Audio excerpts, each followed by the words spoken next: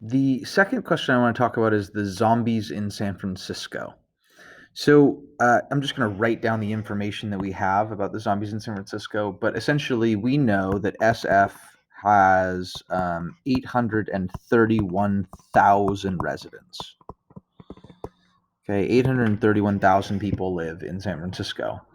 And there are 109 zombies. So this is essentially the beginning of the problem. So both of these are the initial values. And I want to remind you that zombie growth is exponential.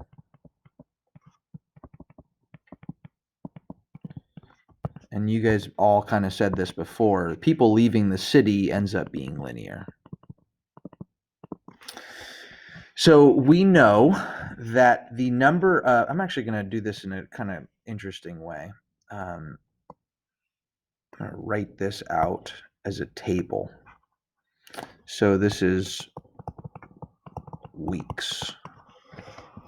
This would be the number of people that are left in San Francisco.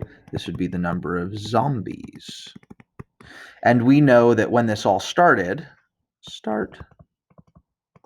there were 831,000 people, and there were 109 zombies. But we also know that every time that we move from 1 week to 1 week later, right, plus 1 week, we are multiplying by 3 for our exponential function. So this is going to be 109 times 3. 9 times 3. I've got 327 zombies.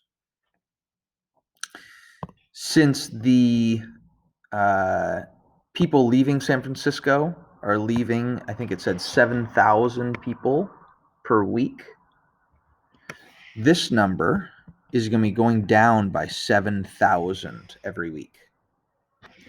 So let me just go 831,000 minus 7,000 gives me 824,000.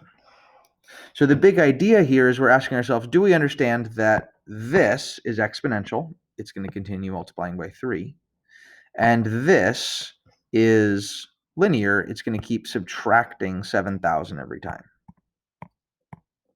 Well, we can keep doing that. After 2 weeks, we would have 800 and looks like 17,000 people. And 327 times 3 is 981. Now, what I'm going to be doing is I'm just going to be continuing this pattern on until the number of zombies is bigger than the number of people. Because if there are more zombies than people, then wouldn't all of the people be zombies? Right? If there's 250 people in SF and there are 250 zombies, doesn't that mean that all 250 of those people are zombies?